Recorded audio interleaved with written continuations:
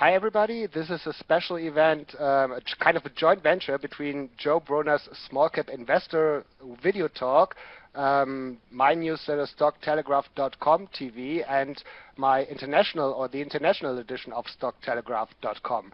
And as a guest today we have Catalin from, I'm sorry, I can never pronounce your last name. Can you help me out? No problem. It's Chiloflischi, Catalin Chiloflischi. Chiloflischi. No wonder it's a difficult one. Right, I'm so sorry. I know you for years, No but problem. I never made it. Anyways, No problem. so we have a joint venture on the newsletter side, and there's kind of a transaction going on between Santa Fe Gold and Canarc, and this is why I have asked Catalin to give us some insight, because I read the news releases and I partly listened to the conference call which you guys hosted. Still, it was very, very complicated. So I would like you to start to give us maybe some background on yourself, and Sure.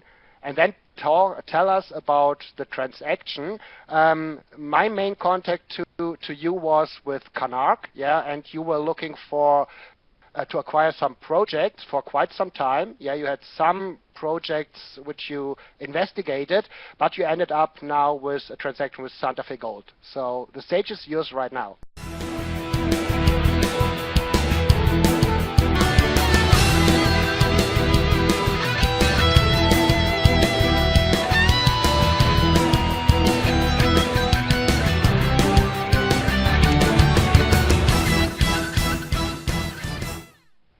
Thank you so much, Michael, and thank you so much, Joe. It's a pleasure to be part of your show here, and a pleasure to provide an update to investors throughout the world that you subscribe to your newsletter. Let me start with the beginning. I think it's very important to give people an idea of who's really behind the company, and why are we doing this, and how we are going to benefit our shareholders. So the beginning is really starting with a gentleman called Bradford Cook, who is also the founder and the chairman of Canarc Resource, but also the founder and CEO of Endeavor Silver. And I mention Endeavor Silver because Endeavor is really a very successful company. It's a company that was started by Brad 10 years ago from really nothing, and achieved tremendous success. You know, their market cap today, just for people that are listening, it's in the range of $600 to $700 million, and not long ago they were a billion-dollar company. And that's impressive because it's a company that's founded 10 years ago by Brad Cook and two other gentlemen with an idea and a lot of experience in their pocket, and their business model was very simple. They wanted to look for opportunities in the mining space where they felt that there is significant upside potential, and they want to bring their expertise and money to the table to get things turned around. And Canarc was, Bradford's first company, founded about 20 years ago, with the goal to advance a gold project from discovery to production. But 10 years ago, Brad decided to, along with Canarc, to fund Endeavor Silver, and the timing of that was very similar to what we are seeing today in the mining space. We were coming off a very sustained lows, more than 2 years lows in the mining space, and with that, a lot of opportunities became available. And that's how Endeavor was started. It was started from acquiring a project that had no resources, but a mill in place. They are still mining there today. They've increased capacity many, many times, and they've added 2 more projects in the meantime. So that's really his business model, and it's important to remember that because Canarc, basically effective January of this year, has publicly said that it wants to repeat the Endeavor business model. So in other words, Canarc has become a very active suitor for projects that have that potential. And we looked around the market, and Santa Fe Gold actually was the first company that Canarc identified. And we wanted to do a transaction with them in February of 2014. But then the company just announced another transaction with Thai Gold. Unfortunately, we moved away and moved to pursue another transaction in Mexico instead. By the time we dropped the transaction in Mexico, and we did drop it because of the significant due diligence that was done, and things got from bad to worse, so we basically decided to walk away. But the timing of us walking away was good because Santa Fe just dropped the other transaction that they were doing with Thai Gold, because TAI could not raise the money, so Santa Fe had to drop the transaction. So we immediately convened discussion with Santa Fe Gold. Now, looking at the transaction that we structured, it's very interesting to understand why we did what we did. Santa Fe Gold has very, very good assets, a very high-grade gold and silver mine, fully permitted and built in U.S., in state of New Mexico, a fully built and permitted mill, and it operated up until November 2013. And the company, never been able to achieve production, never been able to achieve targets due to a number of issues, mainly to do with the management of the company and the way they've done business. And in that process, while they've done that, they've actually built a lot of losses for the company. The company has recorded losses of an excess of $80 million. And, when you start to do things and turn them around, that become an asset, because what it tells you is that you can actually have tax-free, call it tax-free income for the next $80 million, because you can offset against those losses. So it's important to know that, because Canarc initially wanted to do 100% acquisition of Santa Fe, which would mean, take the whole upside of the company, bringing it to Canarc, bring on the management team, and turn things around. And we started our discussions, but in US, if you do that, you basically lose the right to utilize those losses going forward. So, if we were going to do 100% acquisition, we would end up with the assets, but we would have to pay taxes for every profit that we generate. So we moved the discussions from 100% acquisition to a 49% acquisition, whereby we still appoint our management team, we still appoint us to the board level, and we basically are responsible to turn around the company. And the number that we ended up with was 34%, because there is a 3-year look back. So you have to look three years back and sum all those equities they've done. And then, let me ask you a couple of questions, Catalin. So Santa Fe is a U.S. company, so it's listed on the OTC exchange? Okay, good. Correct. And since when are you heading Canarc? How long are you? So yes, let me answer that question, Michael. So I have been appointed the CEO of Canarc Resources in January of 2014, and the reason for my appointment was very simply to really bring new blood and new energy into Canarc to accomplish this plan of turning around the company and following up the Endeavor business model. Brad Cook, who was the CEO of Canarc Resources, became the chairman of the company in January, and I worked closely with him to basically fulfill this commitment to repeat the Endeavor business model. Canarc, for those that know, it's basically even sharing the same offices with Brad Cook and the Endeavor team, so we have a lot of synergies here. Through the transaction with Santa Fe, I have also been appointed as president and CEO of Santa Fe Gold. And the goal there is very simple. We really want to make sure that we have full control and we can turn around the situation, because really any upside on Santa Fe Gold will have a direct impact on Canarc Resources through our 1/3% ownership. And that's significant, because Canarc today is just an exploration company. Post this transaction, Canarc most likely will be able to consolidate on its balance sheet its 1/3 interest in Santa Fe. In other words, it's basically able to bring in the assets and the revenues and all the things that belong to Canarc through the 1/3% ownership, because we have effective control of the company. So, the market does not realize that today, because transaction still needs to close, and we are in the process of closing it. But as soon as the transaction closes, the revaluation in the Santa Fe stock should in turn reflect in the revaluation of the Canarc shares. Do you have any timeline when you expect the closing to happen? That would be my first question. And the second question is, you mentioned some, let's say, some problems with the old Santa Fe management in the past. Sure. So can you go into details, and is there still some of the old management left with Santa Fe? And if so, what's the reason that they're still on board when they couldn't make the company work? Yeah. Absolutely. Look, the transaction has been announced on July the 15th, so about, call it 3 weeks ago. It's a very simple transaction. It's basically a share exchange. Canarc shares are being exchanged in exchange of Santa Fe shares. Very clean, straightforward transaction. The only thing that's subject to is the financing. Santa Fe Gold right now is in the process of completing a $22 million gold bond for 4 years. That's critical because that's the only way that the company could move forward. So the only condition to closing is the financing. We expect that the financing should close before the end of September. We have engaged a group out of US called Euro-Pacific Capital. It's a group funded and led by Peter Schiff, who is probably people know Peter Schiff. He's a very well spoken. He's invited at all the shows in the financing world, a big bull on gold. He wrote a number of books, bestsellers. So he's the leader of Euro-Pacific Capital. We have engaged that group to do the financing for Santa Fe. And just as a side note, we do have good success with the Euro-Pacific from the past, both through Endeavor and Canarc.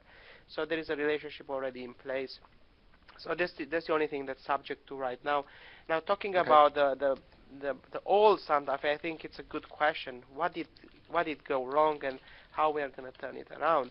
So first of all, from our perspective, as soon as we dive into the due diligence, it was very obvious the reasons why it failed, and mainly to do with very poor execution. The company was led by a president and CEO who had absolutely no mining operating experience. Therefore, they've tried to start over the mine with their own people, their own equipment, and they failed big times in that process. They bought, just an example, second-hand junk equipment, never been able to perform. In the last year alone, the turnover rate was more than 400%. They've never been able to achieve targets. They never been able to achieve sustainable production levels, and as a result, they went from debt to more debt to a lot of debt, to the point when in November 2013 they had to shut down the operation. The president and CEO of the Santa Fe Gold has been terminated by the board of the company before we announced the transaction. From the previous management team, the only person that we kept, it's really the person that's a technical person. His name is John White. He is the Director of Technical Services. He was under direct supervision of our new Chief Operating Officer of Santa Fe Gold, who's Gary Biles. He is actually a very good resource to have, very knowledgeable, but unfortunately was not able to work under the right leadership before. So going forward for Santa Fe, though, we are in the process of hiring a new general manager of the company that is going to report directly to Gary Biles and myself, and then with that, a whole new team there at Santa Fe Gold. There is a lot different, probably everything is different than what used to be at Santa Fe in our restart plans.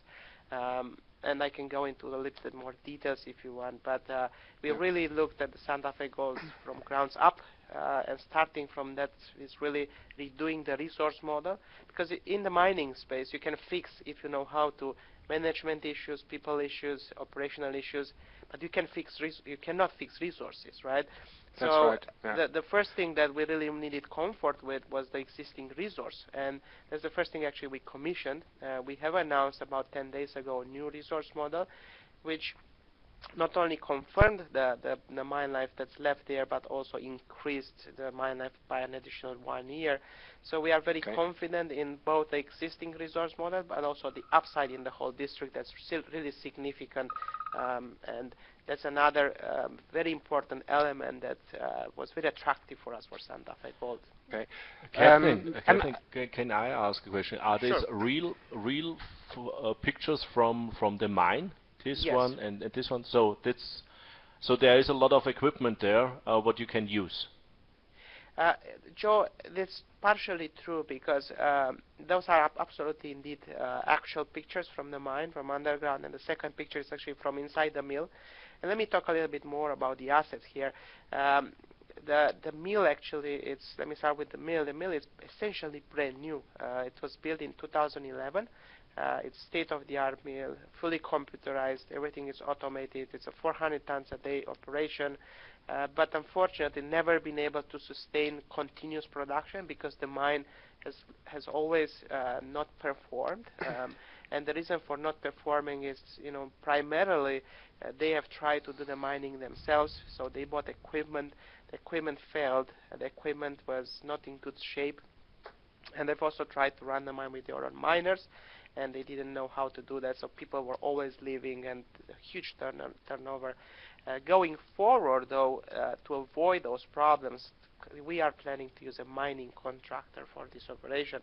And there are significant benefits of going that route. First of all, mining contractors bring their own people, their own equipment, and they are paid based on the tons they pull out of the mine. So if they are directly incentivized to have everything running smoothly, because they only get paid from what gets out of the mine. So we are going to basically do it completely different. We don't need the equipment and the people risk. What we are going to be doing, though, we are going to be hiring our own people on top of the mining contractors, just to make sure that they are on top of things. And as a side note, Gary Baz, who has basically more than 38 years of mine operating experience as general manager, mostly for underground gold and silver mines, has always worked with mining contractors during his career, so he knows how to keep them in tune. Because there are stories in the mining space of mining contractors not performing well. So we have re-engineered the whole mining plan here to use mining contractors, which would reduce significantly the risk associated with running your own people and equipment. Okay. Just quickly, Joe, I'm not on Skype, just for your information, because I saw that you dropped me some messages, but I can't read them. And Catalin, before we should move forward in the presentation, there's one more question from my side. Who made the final decision to work together with Santa Fe? Was that you, or was that Brad? Or of course, it's always a team approach, right? Yeah, but there's always one guy who's saying, "Okay, let's do it." Who was that? Yeah. Look, I think it was definitely a team approach. Brad was absolutely the leader in that decision, in his role as both the chairman of Canarc Resources, who is the initiator, but more importantly, and this is really important for people to know, Brad Cook became the chairman of Santa Fe Gold effective July 15. So he actually put his name on the line here, and he is now the effective de facto leader at board level of Santa Fe Gold. So if you want to get one name, you probably have a good guess with Brad Cook, but it's a team effort. Brad is working together with myself and the whole team here to make things happen, and I think it's really important to know that. Yeah, sure. So this is the safe harbor statements. We have to put that into the presentation. You have to make up your own mind. Yeah, we are all not brokers, so make up your own mind before you buy or sell any shares. Okay. If there's parts on this presentation that you already covered in the introduction, then we can just go to the next slide. But it's up to you. But I have one question, and this is maybe also working. So when every running smoothly, you can produce 25 to 30,000 ounces of gold. Is this correct? What we're writing here. So, and the second question is, you're coming up and say, okay, you make a new resource calculation in July. Yes. Is there any room for exploration, so that maybe it's going much bigger than you have in? Absolutely. Let me answer that question, because I think it's an important point that we have probably not covered at the beginning. In order for you mentioned who was the one person that really liked the project, and I said, probably to a large extent is Brad Cook. And for Brad to get excited and for him to be able to repeat the success with Endeavor, you need more than a strong project. You need a lot of upside potential, right? Because you can have a good start with a good project, but then how do you grow from there? And really, I think beyond the existing structure, which is the project, the mine, and the mill, the most attractive element of Santa Fe Gold to us was the upside potential. And the reason for saying that is that the Summit mine itself is located in the middle of a whole mining district. There is a lot of historical mining all over and around the property. We do have a significant, Santa Fe has a significant land holdings already, and there is significant potential that we've already identified. So, the way that we look at Santa Fe Gold is really a very solid start, but a continuous growth as we move forward with production. Part of our restart plan for Santa Fe Gold is not only to restart production, but as soon as we've done that, we are restarting exploration. With this, those two things will go hand in hand for us, and we have already identified very high and very prolific targets for expansion, both at the Summit mine, which basically sits on a whole district of historic mining, and also the LORDSBURG mill sits on a historic district itself. So we are very excited for the potential that the properties surrounding the mine present, and that's really what I think we would see as a company maker, because the goal is here to restart production but also grow from that point. And there is significant upside potential both on the exploration side but also on the mill side. The mill is sitting on a very large property that we own 100%, and there is excess capacity easily available there with very little investment that we can expand the capacity of the mill. So I think we are strategically located both from a mill perspective and also from upside potential for the exploration. How much gold we are going to produce? Well, we expect that as soon as we start production, and if you want to know how soon we can start production, we have a plan in place right now that within 2 months of closing the financing, we will start mining. And that's a very aggressive plan, but it's also a very realistic plan, because we already have the mining contractor on standby and all the mining restart plan is done, all the engineering has been completed, so it allows us to immediately start production. From that point on, within 6 months, we expect to be at full capacity, which is about 400 tons a day. That's not a big number, 400 tons a day. For those people that want to put it in perspective, if you operate on a 24-hour basis, because both the mine and the mill will operate 24/7, it's roughly, call it 20 truck loads within 24 hours that go out of the mine. So every hour you get 1 truck of ore out of the mine. That's a big operation. What really makes a big difference is the grade. It's a very high grade gold and silver mine, about 8.5 ounces of silver per ounce and about 0.13 gold, which in grams, if you want to put it in grams, about 300 grams of silver and about, call it 5 grams of gold. So that's really what makes it very attractive, and also it allows us to keep a low cost of production.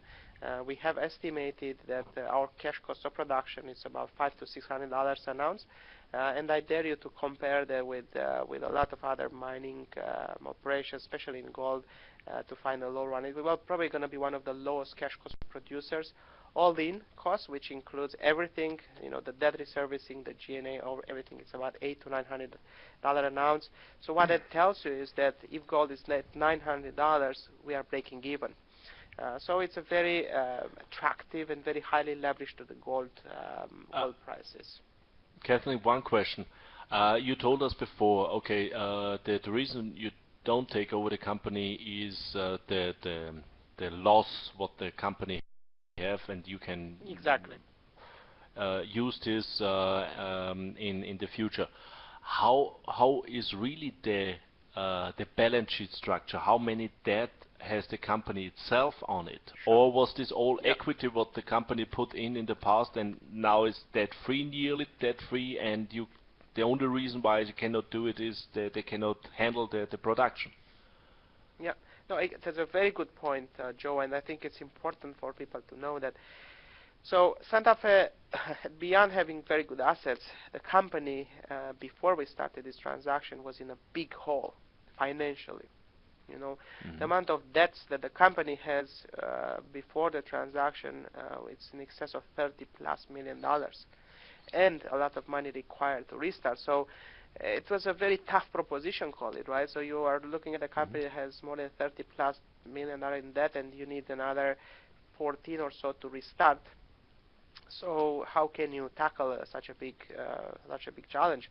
So from our perspective, we looked at this 2 ways. We first looked at the resource. I looked, is the resource solid? Can we count on it? The answer was yes. But second, we said, okay, how can we restructure this debt? Because at these levels, it's just not going to work. So there are 2 main senior secured creditors. One of them is Waterton, and the other one is Sandstorm Gold. And the company was owing to Waterton about $11 million. And Sandstorm was sitting on about $7 million of debt owed to them, plus another $7 million in future NSR, so total of $14 million, plus the 11 is 25, and there were another $5 to $7 million owed to various other creditors, so that's over $30 million. So we've spent about 2 months to renegotiate very drastically with the creditors. And we have been able to achieve significant concessions from those numbers, and that's what allows us to really have a very profitable mine. And I can give you a quick rundown of those. Let me run to a slide here that shows the situation, because it's very important. This is just showing, what are we going to do with the money we are raising, but it comes in context. So I'm going to start with the fact that we have announced a $22 million gold bond fund, and this is how we spent the money. And once I present this, I'll also touch base on how much we have actually cut back from what the company was owing before. So once we get the $22 million, about $6 million are required as capex for restart, which is equipment and small things that needs to be fixed. We are budgeting another $6 million as working capital for the first 6 months, because you start and you ramp up, so you need to support the operation. Another $2 million will be as a healthy contingency, and $3 million will go to Waterton. And it's important to understand how significant of a cut we had here. Santa Fe was owing to Waterton $11 million. Waterton has agreed that in exchange of $3 million upfront payment, to cut it from 11 to $9 million. So they basically agreed to walk away from $2 million in debt owed to them, and at the end of the $3 million payment, we will owe them $6 million more. That's really the only thing that's going to be outstanding, and I'll tell you why. So post the financing, we will owe $22 million to the bondholders, $6 million to Waterton, and essentially nothing else to anybody, and I'll tell you why. Going down the list, there is another $1 million payment to Sandstorm. Sandstorm has agreed that in exchange of $1 million, they basically walk away from the first $7 million in exchange of $1 million, and they've also agreed that they are going to walk away from the other 7, and we've replaced those with a gold delivery. So to align, the transaction with their business model, which is streaming and physical gold, we have agreed to sell Sandstorm, starting with year 2, 350 ounces of gold every quarter for a price of $400, which is roughly our cash cost. The net value, the benefit of that is about $1 million. So Sandstorm will receive in the tune of $1 million from the price difference on gold for about 5 years. So they are effectively getting, call it $5 million plus $1 million upfront. So significant cut from where we were before. But that's not really an amount owed to them, right? That's an arrangement. So effectively, we have wiped out all the Sandstorm debt as a result of that. We also budget about $2 million to restructure the accounts payable. Because Sandstorm was open to take such a big, call it 50% cut on their amounts due, we have had discussions with the other unsecured creditors, and to most extent they are also taking about 50 cents on a dollar. So there's a $2 million here that will basically clean up the balance sheet and leave us with a clean balance sheet going forward. So if you now look at the company before and after, it's very interesting, because before we started Santa Fe, it's 30 plus million in debt and a lot of money required to restart, call it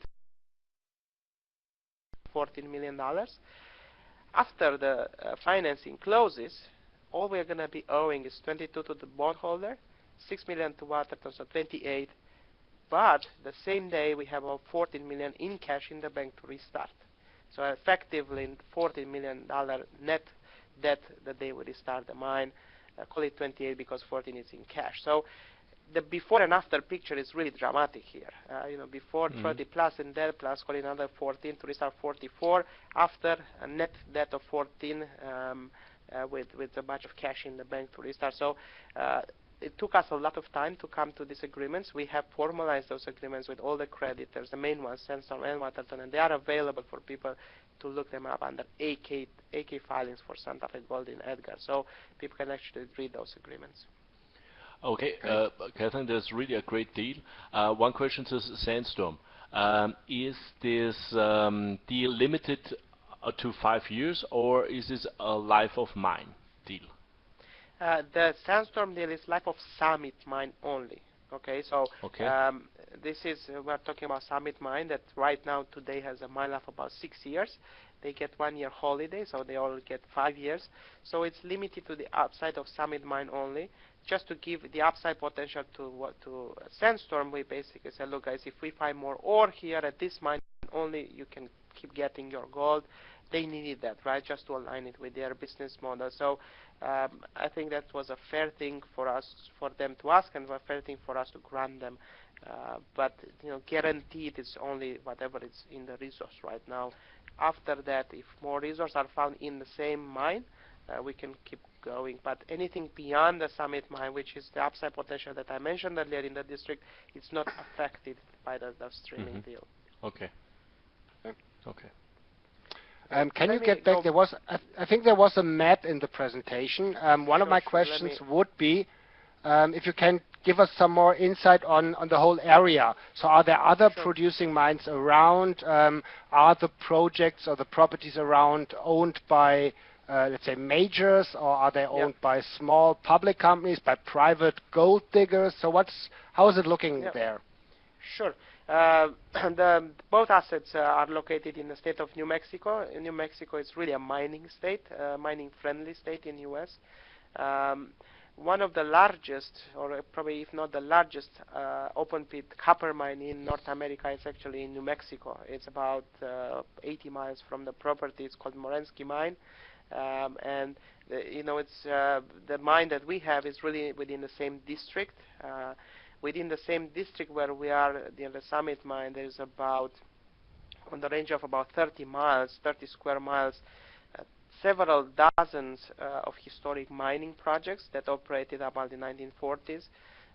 And there is a lot of data available, both on the past production and also potential for exploration. So that's really an exciting area to be in.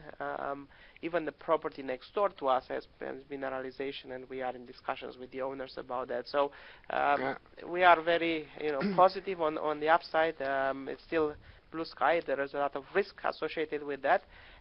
But Brad Cook is a geologist by training, and he himself is very positive about the potential in the area. The other project that we own, let me just touch base quickly on that. Santa Fe also owns 2 other projects in New Mexico. One is called the MOGOLLON project, and the other one is the ORTIZ project. Those are more of an early stage development projects, and we have not done enough due diligence on them to consider them material to the company. We feel that the potential in the Summit Mine and the Summit District far outweighs the potential presented by those other projects. But Santa Fe has 2 other projects in its portfolio in New Mexico. So I always like to look at the big picture. So the big picture for me, and of course that's just speculation, could be that you guys are now, with the restructuring of the debt, you guys are in a good situation with the expertise of yourself, your team, and Brad. You bring the Summit Mine back into production. You can produce tax-free up to 80 million. That's a lot of cash, so you can probably consolidate that area. Is that something where you guys thought about? Exactly, absolutely. I mean, we have absolute plans of consolidating the whole district there, because if you look at the land owners actually in that area, it's essentially mostly controlled by 2 families, and they have the claims from their family, generation and everything. And we have actually met with them. They are very positive about our involvement, and they are also looking forward to see a successful mining operation in their backyard, call it, where they can leverage from, right? And those are groups that don't have the power, the financial power to do mining in their own. But as soon as we get going here with the Summit Mine, I'm sure we'll get a lot of interest, or solicited interest, to look at other properties in the area, which we've already actually started. But if you know anything about Endeavor, and Brad Cook, we want to do everything one step at a time. So the approach here is really start with the Summit Mine, get to full production, get to a solid income and revenue, and grow from there. And that's really our plan for Santa Fe Gold. And that's a good approach, but still you need some let's say end goal, where you want to be. Absolutely. Okay, and that's why I mentioned earlier that as soon as we start production, we are also going to start the drills. So from the moment we start mining, we are also starting looking for more. Joe? What is around the cash flow by full production and 400 tons? What is the cash flow what you expect? Right now, based on the 6-year mine life at today's prices, after we service all the debts that the company has currently and the new one that's going to be incurred, we are going to be left with about $50 million in net profits over the 6-year mine life. So it's a very profitable operation because of the fact that over the mine life of 6 years, we will be producing roughly 180,000 ounces of gold payable. That's for any increase in the gold price, let's say $100, you get another $18 million at the bottom line. So very highly leveraged to the gold price. Again, what allows us to get there is really the grade, which is high for this project, and pretty much low cost operation because it's going to be very efficiently run. The mill itself, it's fully automated and only requires about 6 people per shift to run it. So it's a very efficient operation. And the mine also, because we are going to use the mining contractor, the costs are very well capped.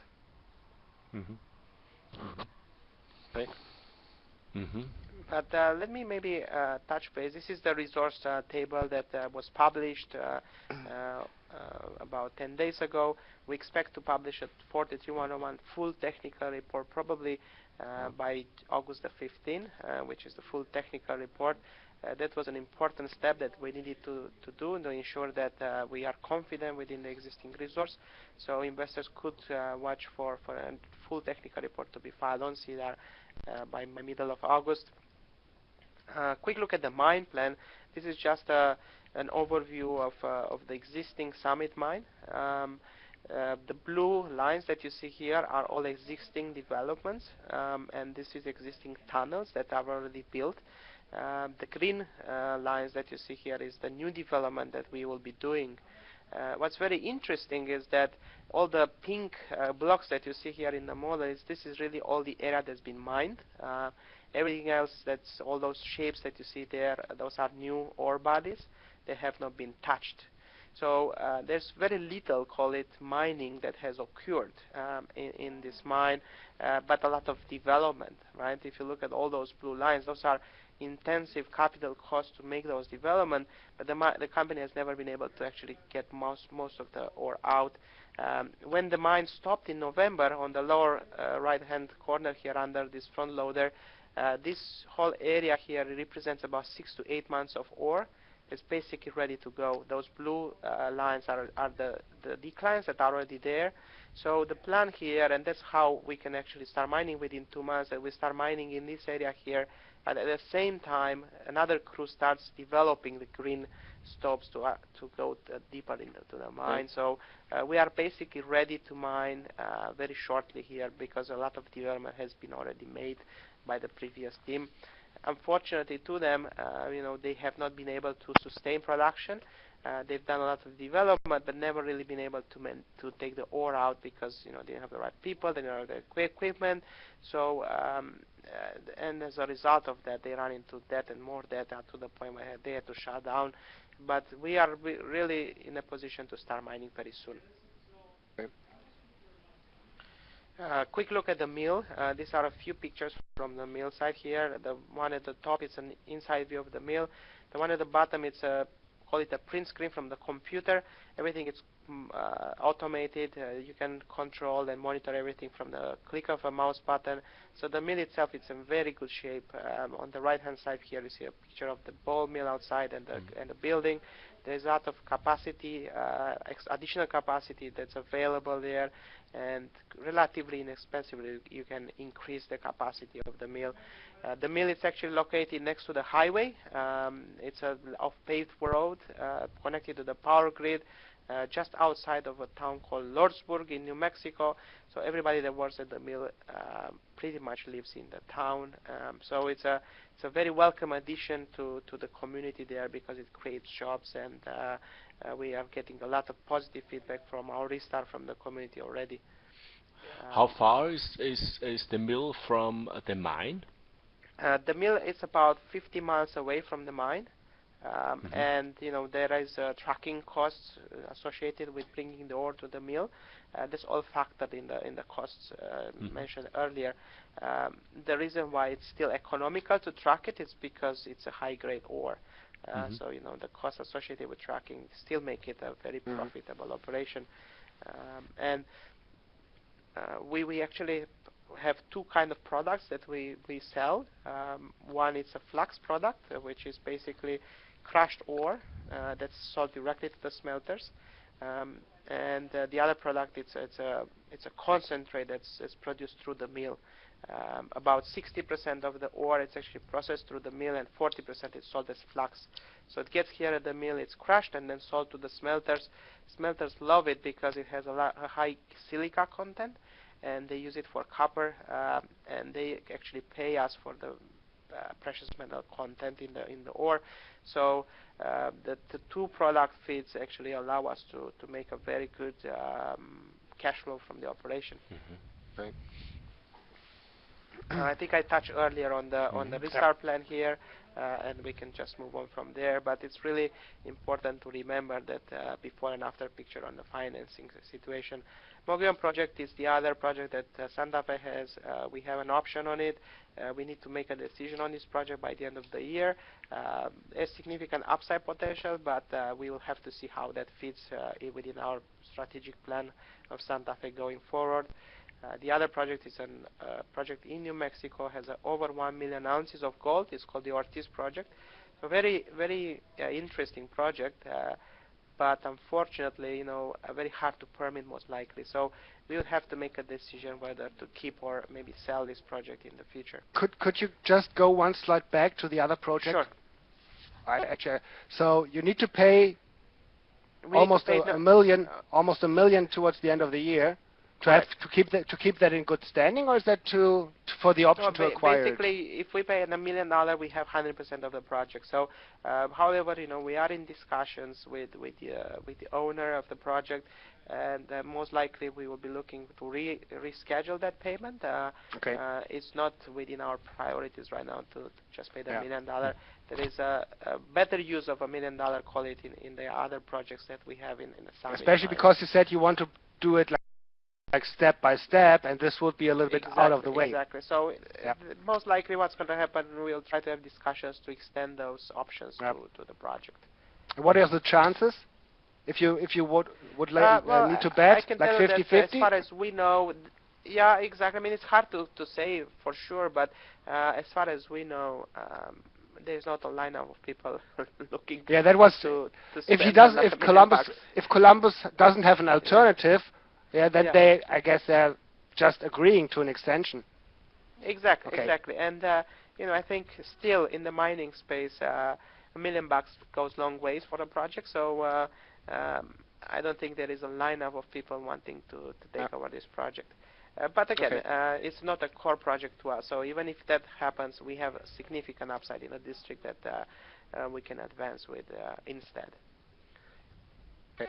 Quick look at I'm going to skip over this. So at the management team, for those that don't know, Brad Cook is Hi, Brad. has become the chairman of the board, and he's actually the founder and CEO and director of Endeavor Silver, and the chairman and founder of Canarc Resource Corp. Very, very successful mining professional, over 36 years experience in the mining industry. And he's really built a very good track record in the space through Endeavor mainly, but everything else he's done is really outstanding in the sector. And we are really lucky to have him as our chairman, and he's actually actively involved in a turnaround of Santa Fe Gold. Yeah. He has, yeah, both Joe and myself, we know Brad personally, and it's always a pleasure to talk to him, get his insights. He's a very, I would almost call him like a British gentleman. Yeah, everything's like understatement, really calm. Yeah, exactly the contrarian to me. But really a good guy. Absolutely, and I think we are really fortunate to have him become the chairman of the company, and once he's done that, he's really taken it very seriously, right? He's really full on board and fully behind everything what we are doing today with Santa Fe Gold. So I think it's good to know that he's supporting. Yeah, he's a company builder. You know, there's so many. Yeah, he's really a company builder. One of the few real company builders out there in Vancouver. Absolutely, and you know, he's a self-made, successful businessman. You know, worked very hard during his career, and he has built a tremendous track record in the mining space. And through his contacts, I think we can now leverage both our relationship with Euro-Pacific Capital and other investors that may be interested in participating in the gold bond fund that's being run right now by Euro-Pacific Capital. Myself, I have over 20 years experience in the mining, in the business world. About 15 of them actually spent in the mining space. 9 years I spent as a senior mining analyst for a $3 billion investment fund out of Vancouver. In the last 6 years, I decided to go in the corporate side, and as part of a few companies. The first one I worked with, I managed to work with the CEO there, and we pulled together a $150 million deal with a Chinese group for a very large zinc project in Canada. So I had a lot of experience dealing with the Hong Kong markets and mainland China markets. From there, I moved to a silver company, which had a mining production in Mexico, and another one which didn't quite turn out well in US, but through that, I gained a lot of exposure on the operational side, on the mining side. I've been directly involved in all the operational aspects of the company and the corporate development of the company, and that's how I got to know Brad by us both being in the silver space in the last several years. And Brad actually came to me, and I think that's a good side note for investors to know why did I join Canarc. I had a casual conversation with Brad back in December of last year, and what he has told me, he said, look, Catalin, I think I'm ready to do what I did with Endeavor all over again with Canarc now, because I was so successful with Endeavor, and Canarc really is my first company, and I never really had the chance to really have a big breakthrough success with it. We have a great asset in Canada, invested about $30 million during the years, but still it's years from production, so I want to really do something else with the company. I really think that now it's the time, 2014 is the time when there are still opportunities available in the mining space. So he's basically told me, why don't you come on board as the CEO of Canarc? You'll have my full support from the board level, and let's try to find the project that fits the model, and we'll do it all over again. So we started that in January, and Santa Fe, as I said before, was our first priority. We ended up walking away from it because they had another transaction, but here we are back at Santa Fe Gold, and back at our first major transaction for Canarc. Because if you look at Canarc, the investment we made in Santa Fe Gold is really accretive. For going a bit more into details, we have exchanged Canarc shares versus Santa Fe shares at effectively 5 cents US for Santa Fe shares. Since we've done that, the stock is up at 20 cents right now. So effectively, Canarc's investment in Santa Fe has quadrupled already. Right. And that's shareholder value. That's building shareholder value. And I think going back over the prior trading. Let me walk you through a slide here because it's really meaningful to what I'm talking about right now. This is a 3-year look back at the share price performance of Santa Fe Gold, and you can see here that not long ago the share price of Santa Fe Gold was more than $1.25. Well, when we were working with Santa Fe Gold, they were trading at 4 to 5 cents. So, of course, we have made a market-based transaction whereby we exchange shares at 5 cents. Since then, as I said before, the shares of Santa Fe are at 20, so 4 times more than what we paid effectively for the company. And we were wondering why did the market react so positively to this? We didn't quite expect it to be that welcome of a transaction. But when you look back over 3 years, you can see why. The company, even with those challenges that they were faced, they were in excess of $1.25. So the fact that the company now has a well-seasoned management team, a team with the track record, and a very robust plan of turning around the company was welcomed by investors of Santa Fe.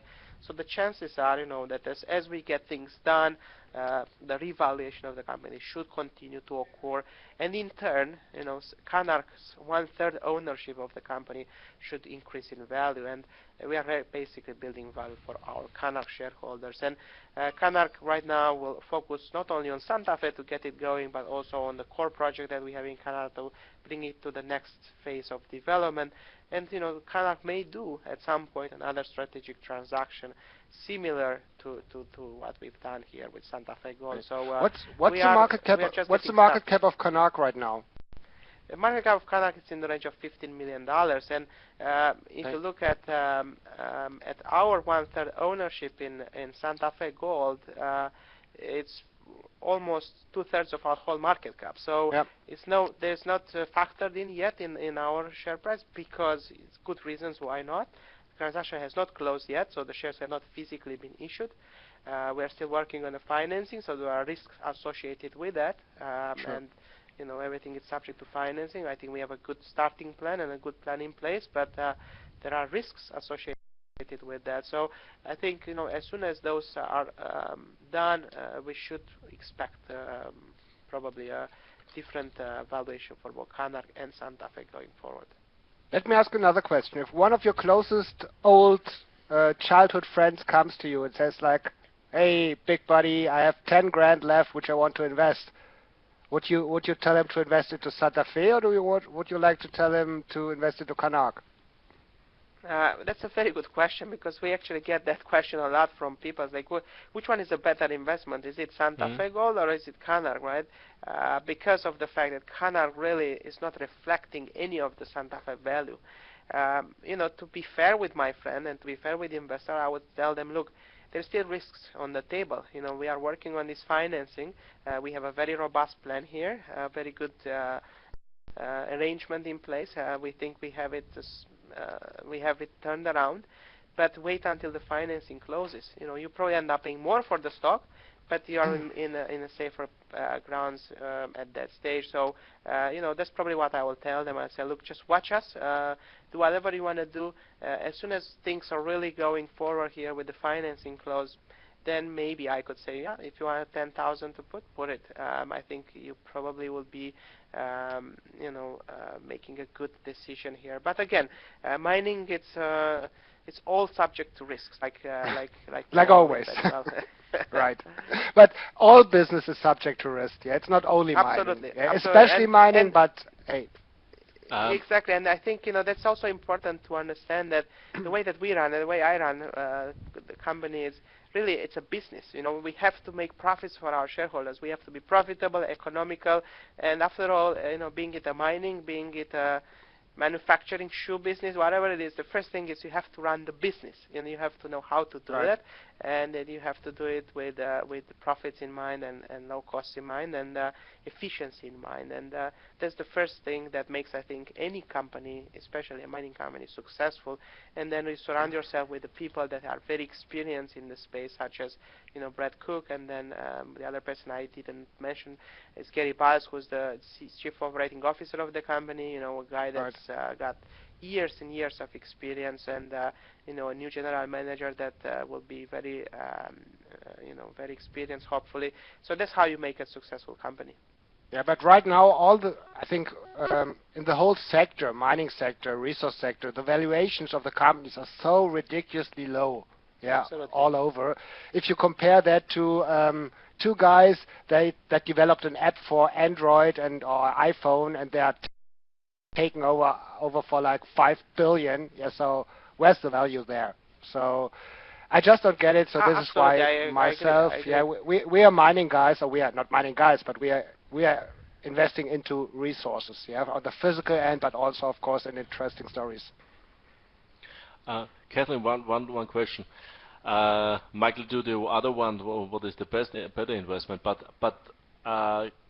you said for Canarc it's really hard that you find out what is the real value of Santa Fe Gold, and you have only shares of the company. So yes. Is there a plan in Santa Fe that's everything running smoothly, and maybe in 1 or 2 years you give to the shareholders a dividend? So then you get Canarc also get money from the Santa Fe. Yes. Look, I think it's a bit premature to say yes, definitely. What I can tell you though is that we are very mindful, and we know that there are very few mining stocks that pay a dividend. And those few mining stocks that actually do pay a dividend, they get very good valuations as a result, right? The investors really love them. Because of the fact that this is a highly leveraged to the gold price project, if gold really does what we think it's going to do here, move higher over the next few months and years, it's a very real chance that Santa Fe Gold will start paying a dividend. And once that happens, really Canarc will start having, call it revenues from or earnings from those dividends. Yep. But more importantly, one thing that I mentioned earlier, and maybe I want to repeat here, is that we have actually checked with the auditors, and because of the fact that we have effective control of Santa Fe Gold, so we are 1/3 owner. We own the management team. We have 2 out of the 3 board members, and there is also a shareholder agreement between the 2, which states that as long as the debt is outstanding, Canarc management team should always be nominated by the board as the management of Santa Fe. Because of all those combined, most likely we can actually consolidate our 1/3 interest in Santa Fe on the Canarc balance sheet. So what that does, it will show Canarc having actual revenues through the 1/3 ownership. It's not really cash coming in unless we do a dividend, but from a balance sheet perspective, that should be much stronger company going forward. Okay. But in the end, you live when you get really cash come in from the Canarc side. Exactly, and it's again, it's early to say definitely yes. I can tell you that we have, or I have considered that, and it's probably something realistically possible at some point here. Yeah, for sure. If you find another big gold mine there, and you need the cash for the other one, then it's for sure you need the cash for the new project. But and it's also for sure depends from the gold price. Yeah, it's clear. Yes, absolutely. So I'm not sure, did we already run through the whole presentation? Are there slides left which you want to touch on? One thing, we just finished up with the management team here. Gary Bias, who I mentioned a few times already, professional engineer, more than 38 years experience. 16 years he was general manager of 4 producing mines, so he has hands-on experience. Before he joined Canarc, he was actually general manager of a very high-grade mine in North America, and Brad grabbed him on board to build New Polaris, which is our asset in Canada, and that never really got to production. So Gary is really eager to get back into production, lots of experience, and he is now looking to hire a general manager for Santa Fe Gold, who report directly to him, and then Gary reports to myself. So that's really the team there that's going to run the mine. Those are the 2 people that we kept from the previous management team. John White, he is now Director of Technical Services, a very good technical guy, very, very hard-working guy, very good individual. He's been very helpful for us right now, and works closely with Gary and myself to get the new mine plan going and get us soon into production. And Curtis Floyd, he is the mill manager there, a bright young fellow. Poor guy never really had the chance to run the mill continuously because the mine never really delivered the ore that he needed. But a very, nevertheless, a very experienced and somebody that we decided to keep there. On top of those, we'll hire more people as we get going here. Kathleen, one last question from my side. Santa Fe Gold is listed on the OTC, I think. Yes. Or Yes. Is there any ideas to create the stock up to a real stock exchange? Or Absolutely. I mean, look, that's a very good question. I'm glad you brought it up, Joe, because Canarc, on the contrary, right, it's a full TSX major board listing, and you have a over-the-counter company here, so it doesn't fit well. I can tell you for sure that as soon as the financing closes, we have already a plan in place with Euro-Pacific Capital to move it to QX in US, which is a more senior exchange. And from there, as the company grows, move it to TSX main board and probably New York Stock Exchange as the time goes by and the company grows. So definitely we have a plan in place to move the trading to a more senior platform. Okay. Yeah, and is this presentation available for download on your website? Yes, so it is? It is available for download on the website. People just go on the Santa Fe Gold Corp website. It's available there. People can also listen to the conference call that we held about 3 weeks ago when we announced the transaction. Right.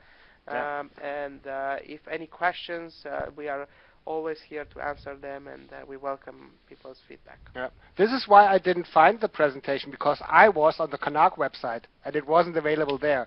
Yeah, no, it's actually Santa Fe Gold, because those, even though they are kind of related, they are two different separate. Yeah, right. I understand it. Yeah.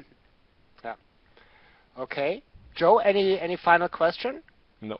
Okay, so Catalin, thank you very much. That was a really good insight, on this kind of complicated transaction, but also like where you want to go with both companies. Yeah, Canarc being one of the having a leverage, with the investment into Santa Fe, and you are going to restructure together with Brad Sapp, going to restructure Santa Fe, bring it into production.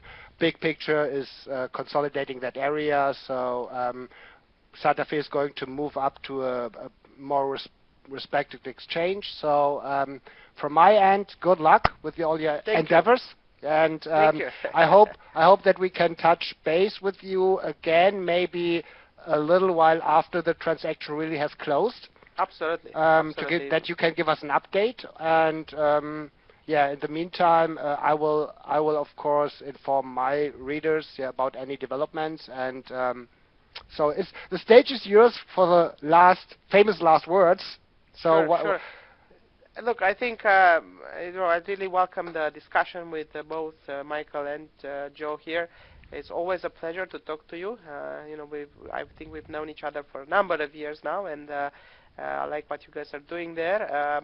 It's always a pleasure to have a chance to tell the story to investors, and I always encourage everyone to just pick up the phone or send us an email. I tend to take all the calls that I get and personally reply to investors' emails on a timely manner. So if at any point you want more information, or you want a clarification, or you just want to say hello, please feel free to say so. Okay. Thank you very much, guys. Thank you. Take care. Bye-bye. Bye-bye. Thank you.